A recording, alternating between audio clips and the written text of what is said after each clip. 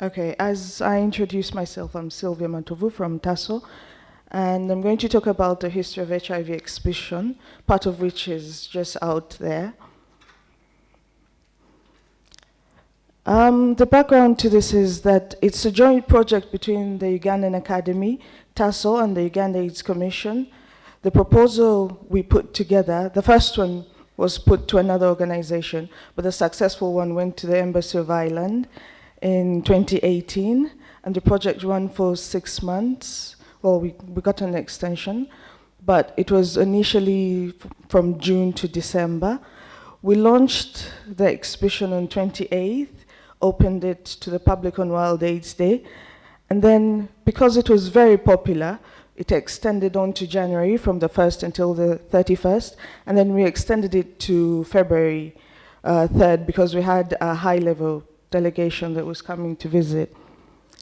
The aim, to establish a mobile exhibition, we haven't achieved that yet, so we're looking forward to getting some response from this conference. We wanted to highlight the social history of the HIV communication material in Uganda and to determine if exposure to this exhibition could decrease high-risk sexual behavior. We had several objectives to showcase historical IEC material used in the early days, that is the 80s and 90s. We wanted to determine whether exposure to an HIV exhibition using that historical material would lead to change in behavior, especially among the high-risk populations. And then wanted to assess whether exposure to an exhibition leads to increased uptake for testing, HIV testing. There are those who say they've never tested. So we wanted to see whether exposing them to this old material would, sort of like encourage them to go and test. And then from this, we wanted the feedback to develop new material. Right now, we know Uganda AIDS Commission is developing material on stigma, and we'd like to see whether input from this exhibition could, be used for that. So what were we doing? We were tracing the history, and because it was not just one person who was doing the work, we formed an organizing committee and it had an advisory board. Organizing committee had representatives from the various organizations. Advisory board was several people, key people from different organizations, historical people who could put together something. We have Dr. Ondoa here, we have Professor Katabira. There were some of the members who were giving us some of this information. We had 2 stakeholder meetings, and one of them was we called it the who's who. We had the researchers, academicians, politicians, HIV activists, historical figureheads, and a conservator from Ugandan Museum, because HIV, related fields, we tend to put very scientific information together, and we expect the general public to understand, what it means. So we had somebody who's done it before to work with us. And then beneficiaries of the HIV-related services, you have people living with HIV. They can tell you these stories. So rather than putting together very highly scientific something, we wanted to tell their stories and looking at the different years they lived through. What did it involve? We combed through that information. We had library collections from TASO. TASO was started in 1987, and Uganda AIDS Commission was started in 1992. So we looked at audiovisual material, we looked at print material, and artifacts. That's the TASO library, and we had to look at all that. We only used about 10% of, well, I would say from TASO 5% of that, but we had to look through all that just to get the 5%. Now, if you visited the original exhibition, you would have seen that original newspaper. It's New Vision, printed in April 1989, and that was the newspaper that really announced we have AIDS. Lutaya has AIDS. Philly Lutaya? He was a famous musician in Uganda, he was Ugandan, but he was in Sweden.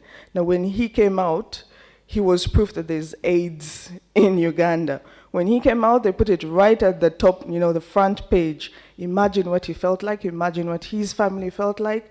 Now, those are the stories we wanted to listen to, and we wanted to put out there. Most people told us, the prevalence was 30, it came down to 18, then it came down to 10, and the material was very nice. So we said, okay, let's go look for this material and see whether we can do the same thing now, like it happened in the 80s and 90s. So we looked for the information. That's 1989. There's more for you. It's just as old. Well, it's 2001, but those are the headlines then. Leaders to reverse HIV epidemic. Do we still have those headlines now? Or have they changed, or the wording has changed, but it's basically saying the same thing? Now, when I was in primary school, you see that poster just down on the left? Those were the posters that were put out in schools, in hospitals, and they'll tell you, can you spot the person, which person carries HIV? Right now, you can't find those posters anywhere. They were printed for Ministry of Health, and some of them were printed by UNICEF. Right now, you can't find any. I had to go to the Wellcome Trust in the UK, contact them. Please, people, do you have these posters? Yes. Can you give them to us for free? Yes. Are you going to use them for free? Yes. Okay, you can have some high-resolution ones. Ministry of Health doesn't have any. They told us somebody has a private collection. Can you get to that somebody who has the private collection? No. Right above that is the HIV testing policy, 1990. It's an original. You can't find that in many of the old libraries right now. And it has the information. We think we have all the information about HIV and the history and all that. Some of these things actually have the basic information. One of the other books that I didn't include here is written by, I'll go back to Professor Katabira. It was one of the very first handbooks. Those who went to medical school might have seen it. There's a copy at the exhibition, the cover is there. At the time it was written, it was very basic information. You told someone, somebody has AIDS, you take care of them this way. Right now we like the scientific bit, and we put in all the NGO language. If we went back to the basics, would we have the same impact now as we did back then? So we couldn't get all the information, written information. African information is oral information. We do oral history, okay? So you have to talk to people to get this information. And we interviewed some of the people. We didn't get to all of them, but from the stakeholders meeting, we were able to get more information from some of the icons, like the TASO founders and all the different people. And then we did video interviews of Dr. Eli Katabira. He set up the first AIDS clinic. Mrs. Mary Oduka, because it was funded by the Embassy of Ireland, she knew about HIV starting in Uganda. And she had a personal experience. I'm not saying she's HIV positive, but she shared a story. How did she get into HIV in the first place? So how does she get, when she got into the Embassy of Ireland, how then does she bring, HIV into the Embassy of Ireland? How do they start funding it? So she gave us that entire history. There are a lot of questions about vaccine research and why they're looking for a vaccine rather than a cure. Professor Ponciano answered those questions. We had Professor Sam Okware, the first head of AIDS control program. He has very nice, interesting stories.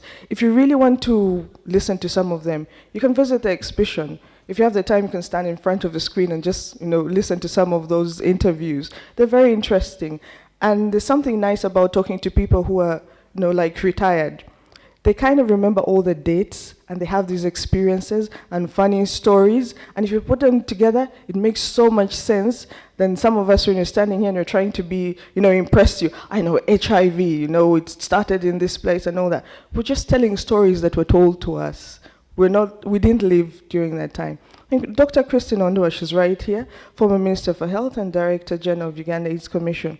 She has the stories. So for them, we used video and audio recording of testimonies from service beneficiaries. So what we don't have there is the sound boxes. So because not all people are going to stand and read everything, we had sound boxes. So you just stand in there and listen to someone telling you their story. And it makes so much sense when you actually have a human voice coming down and somebody's telling you, I contracted HIV in this year and this is what I went through. They're not all sad. There's some happy moments. People tend to associate HIV with sadness. They're not all sad. There's some people who've lived through it, they've survived, and they're telling you that, there's still hope and we're still going through an experience. So experience while gathering this information, we're either infected or affected. Somebody said it, or both. People think that if you're living with HIV, then you're not affected. You're infected, yes, but you're affected. You go through a certain experience. If you've lost a neighbor, a friend, a brother, a sister, somebody, you're affected in some way. So at the end of the day, we're all either infected or affected, or both. And people would come into the exhibition and say, but I've never been affected. And we ask them, have you lost an uncle? Yes. Have you lost an auntie? Yes. You're affected. There is a lot of information about HIV and AIDS out there. It's so much. Do you know what happened? We collected all this information and we didn't know what to do with it. How do we arrange it? Do we put all the books just there on the stands and, tell people to go and read one by one? What do we do? So that is where I'll come into the multidisciplinary part and tell you what happened. 3 decades is a long time, but not long enough. Dates are forgotten, but the pain is never forgotten. Yes, I said it's not always related with happiness, but there's a lot of sadness, but people will tell you their stories. Every AIDS service organization in Uganda is called TASO. Do you see that newspaper there, that just a clip? It says TASO Services on Demand. That was actually about AIDS Information Center. So we also found that there was some things that were misleading. We had to go through all this material to make sure that what we're putting there makes a lot of sense. I'm still going on with the experience while gathering information. In the 80s and 90s, the messages were clear, straightforward, and instilled fear, but they were stigmatizing to those already living with AIDS. You were told, you saw a poster just saying, love faithfully, zero grazing, AIDS kills. And somebody asked that, if you put a poster somewhere and it says, I'm glad I said no to AIDS, who said yes to AIDS? Nobody, So we found that using some of those materials is not really relevant. So the world has changed, and so has AIDS or HIV, but the message department development takes more time and requires a lot of care. We found that it has changed. Back then, they were just addressing prevention. Right now, you're looking at treatment, care. You're looking at so many different things. And if you're saying that you're going to use the old posters, it might not address a certain section. That was one of the stakeholders' meetings. If you know Major Rhonda, he's in the army and he's an HIV activist, and he's actually one of the first counselors. Most people say the army was not involved. They were involved right from the beginning because the president was the one who spearheaded the campaign right in the early days. And that's me holding the very many books. Right behind me is the timeline we drew. That was what we started with before you come to what you can see at the exhibition. There's a very nice timeline there showing you the different events and the years when they happen, but we're still getting input for that. That's our knowledge tree. That's the way it looked like in the museum. We have a replica right there, so you can go and have a look at it. Now, at the museum where we had the exhibition, that's where we had the exhibition, we kind of organized it into that. And we had an HIV testing booth, so those who were brave enough to finally take the test or go back for a test had a place to go to. And then we organized it into unknown, knowing, believing, caring, remembering, surviving, testing, treatment, and advocating. So the different sections had different information about what happened. Rather than putting it strictly into years, we put it into what was going on. And then an observation about, we were there 7 days a week. And who knew that Sunday afternoon is the best time to engage young people? Because we wanted this message to go to young people. If we had said that we're going to work only from Monday to Friday, we would have missed the young people who come out, the young couples come out to the museum. Who has visited the museum in the last 10 days or months? Anybody?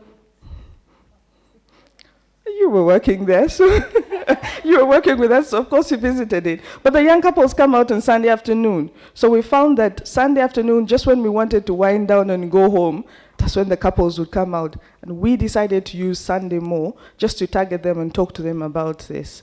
And there was Philly Lutaya, born in Africa, looping throughout the day, and we would ask them to go and sit kindly and watch it. And it had more impact. It made more people go to test than any of the other material we had. Because they looked at it and they're like, okay, someone with AIDS. Most people know someone with HIV, but they'd never seen someone with AIDS. So when they watched Born in Africa, they got to know what AIDS really looks like. So the experience, it generated a lot of interest and discussion about Uganda and the HIV response. even from people who could hardly speak English, those who came to the museum. We had some Chinese and we had to do a lot of gesturing and all that and tell them the figures as much as we could. We had people from Israel. We're using Google Translate to tell them about the different things, Tanzania, Turkey, and many other countries. Many people want the exhibition to be taken to their areas, Kapchora, Kalangala, and even Kenya and Tanzania. We had people from across the board and they're like, you should bring this, to a place, our place, so that people can see what it's like. And we sort of, used colors. The unknown part was dark and really scary, but you ended up at a very nice, bright place that was like, there's hope, but what are you going to do about it, right? Where it is right now, there's a lot of light, so you can't get that kind of impact, but where it was in the museum, you could see. Then religious groups, especially the Muslim community, because we could identify them. A Catholic puts a rosary, underneath whatever they're wearing. But the Muslim community came out in their full regalia and they sat there and they said, we're going to watch this and we're going to keep encouraging our brothers to come and watch this. That's a quote from Noreen Kaleba. She's one of the founders of TASO. She said, the minute you're told that you or your spouse has HIV, your morality is put on the table. Imagine I told you have HIV, or you told somebody that you have HIV. The first thing they say, well, are you promiscuous? Are you promiscuous? What is wrong with you and all that? And we wanted to know, has this changed or is it still the case? After this exhibition, what was their experience? And some people were like, I feel judged, or I feel like I've been judging people and all that. There's several feedback. Part of the exhibition was research, which I'm not going to present, but there is a research report that will come out. Who came to the exhibition? Development partners, Embassy of Ireland, EU Community, US Embassy, UN Family. We had Dr. Peter Piot and the London School of Hygiene and Tropical Medicine. We kept it open until they came, but we had many more people. We had implementing partners, IDI TASO, USC, MRC. Well, I put Dr. Piot there. Nakola, Mildmay, Amical, Straight Talk Foundation. There are many more. This is not even a third of who came to visit us. Youth and adolescents, in particular, I wanted to mention a group of adolescent boys from the slums. They came in and, how young boys are very cocky and they think they know it all. And we put them in the dark area, they kind of calmed down. They're like, okay, this is AIDS, it's no longer funny, It was funny when they just came in and there were sound boxes and all that. Said, yeah, that is AIDS. If you're not born with it, keep away. Students from institutions of higher learning, both undergraduate and postgraduate, key and priority populations. Some of them didn't want to identify themselves because of the stigma that's attached to that, but we had safe border, uniformed personnel, men who have sex with men, and then female sex workers. And then the general public, because some people you can't classify. So you just take it as, general public. Our target was 500 people. We got over 2,000, and we're still getting more. Those who tested were over 200. Some of them couldn't pick their results, probably because they were running away or they were too scared. But the number of people, at least we got only 8 people. Of the people who tested, about 300 people, only 8 were HIV positive. It's not that we target them or anything. Some of them came to us knowing their results. They hoped for something different, but some of them didn't know. So we had counselors there to handle that. So what next? We have a very nice exhibition. What next? We want a roving exhibition, partners in the regions or different countries. Requirements, what we really are looking for is a venue hall, PLHIV, people living with HIV to do their guide work. They can tell you their stories. HIV testing services team, because if you have somebody who's willing to test, then you might as well have a team there. Mobilization, publicity. Target audience, adolescents, youth, historical people in the HIV field, because they have to fill in the gaps. There's some gaps we still have, and we'd like to hear all these stories. Then the Uganda Museum was so generous. They gave us a corner, so we have to set up an HIV corner within the Uganda Museum. We're going to set up a permanent exhibition at the TASO Museum. TASO wants to set up a museum for all this, and we want a permanent exhibition there. So items for the roving exhibition, there are a lot more than that, but please have a look at the myth reality boxes. We missed out the sound boxes, but the timeline as well, because we still need people to input in as much as possible.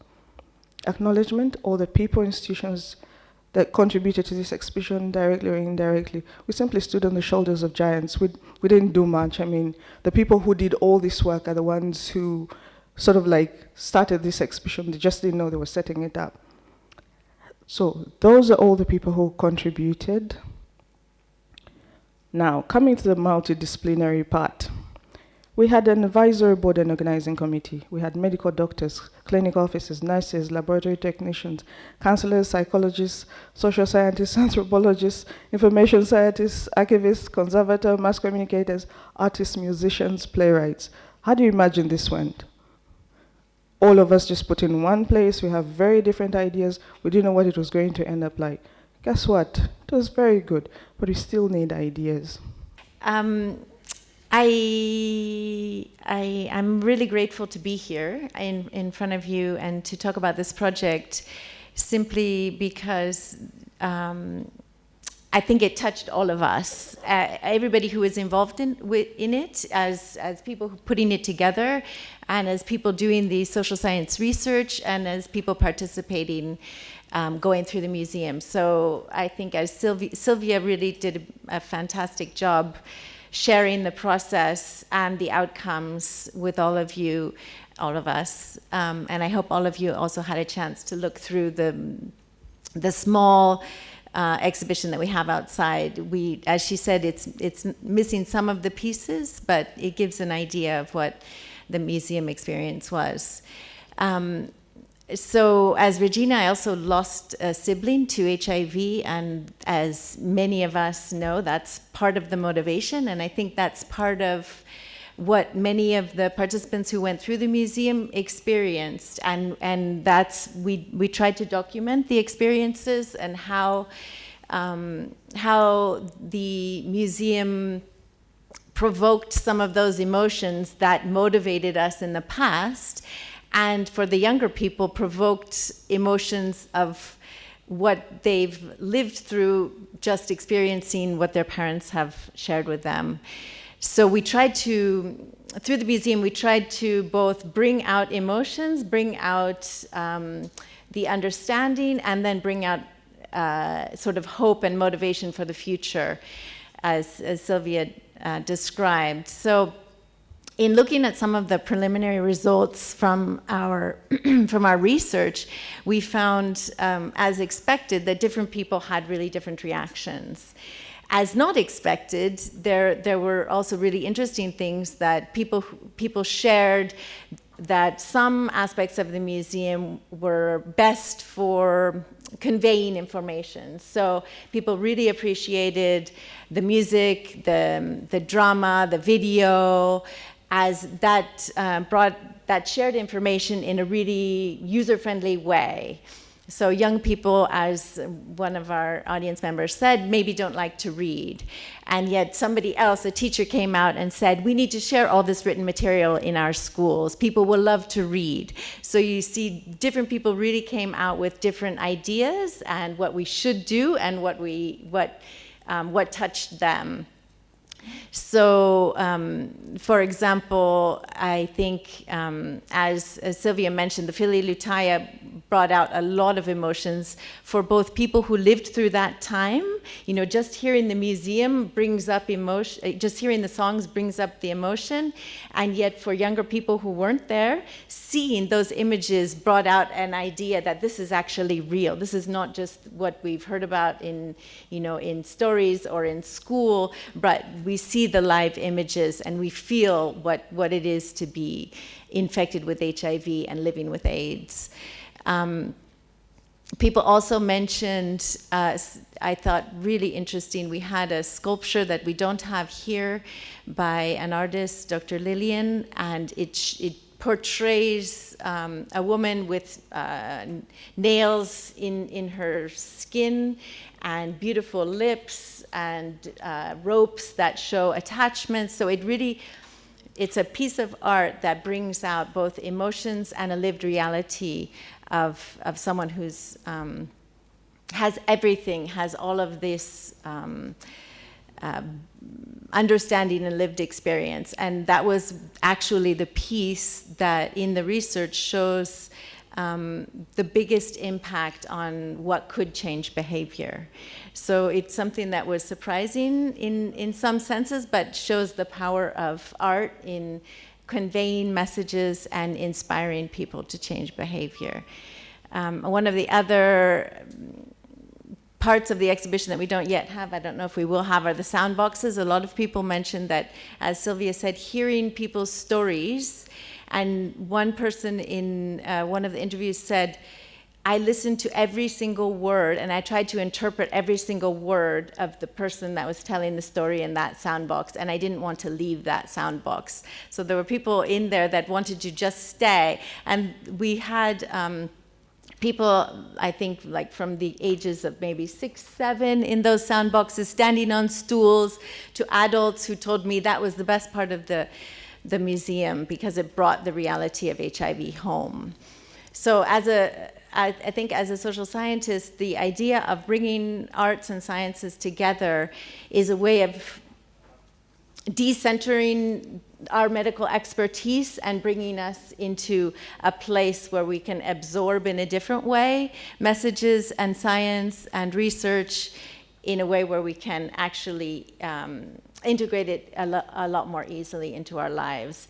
The other small thing I wanted to point out was the fact that we had it in the museum. A lot of other research has shown that bringing scientific information and medical information outside of a scientific space and into a museum allows the participants of that experience to integrate it in a very different way. It's quiet, you're not in a classroom, you're in a space where you're maybe on a Sunday.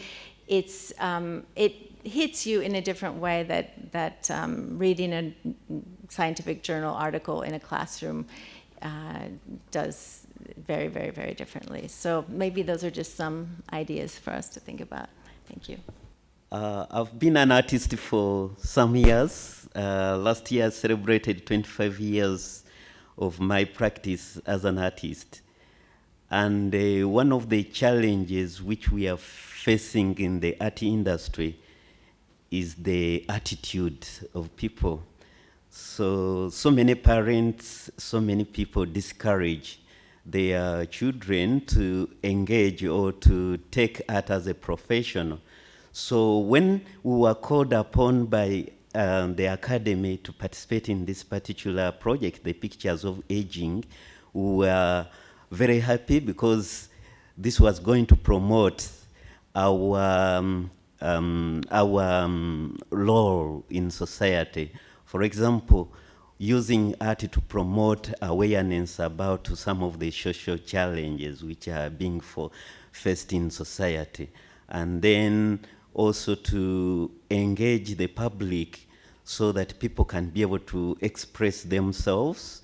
There is a lot which is going on when you are an old person, and some of them you cannot be able to express them. We dream a lot when we are old, and we die with those kind of dreams. So we thought that as artists, when we engage these older people, they can be able to express. There are things which they cannot be able to talk about with the people who are caring about them or relatives, but we know they can be able to express those kind of experiences or ideas which they want to give out. And then the question which we ask, why art? Art is very, very important because it preserves history. For example, some of the older people, they have stories to tell. They can sing, they can paint, they can tell a lot of things. For example, our engagement in this particular project, we have had some visits so that the communities, they know what we are going to do. But in our visit, when you talk with these old people, some of them feel excited and they feel very happy. And some of them say, Nchali Mboko, which means that they are very strong, they are still teenagers and they can express whatever they want to express. So that was a very good experience. The other one, we thought about sustainability, but we have not yet started and working with these people. We thought that some of them have indigenous knowledge, especially in practical sense. For example, in mat making, basketry, And at that age, maybe they can engage and try to make those things, and then they can still earn a living. Then the other part is the using art as a therapy. For example, if you have a lot of challenges in society, so when you engage in art activities, and the art is very wide. So we have painting, we have sculpture, we have jewelry, we have fashion. For example, one of our students whom I'm supervising is researching about fashion, and we are looking forward to see what she's going to do. Maybe one of these days you will be invited to attend a fashion show for the older people, and some of them are going to model around, and that is going to be very, very interesting, and we are looking forward to see what will happen.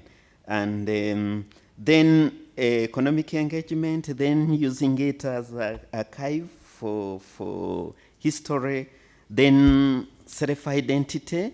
For example, people can be able to know that this kind of work or this kind of product is made by so and so, it is made in this particular area. So we are looking forward to this engagement, and I think I'm happy to be with these professionals. So I think the research is now open. We can still engage with more people to see how art can be relevant to the community. Thank you. Yeah, thank you very much, Bruno. That's all very interesting. You know, the older you get, the more isolated you become and lonely. So it's very valuable to have these older people recognize. And of course, we can't underestimate even the power of that indigenous knowledge, going back to the indigenous traditional systems, knowledge systems where knowledge was transmitted orally. We are still trying to bring back all those, because we don't want that knowledge to be extinct.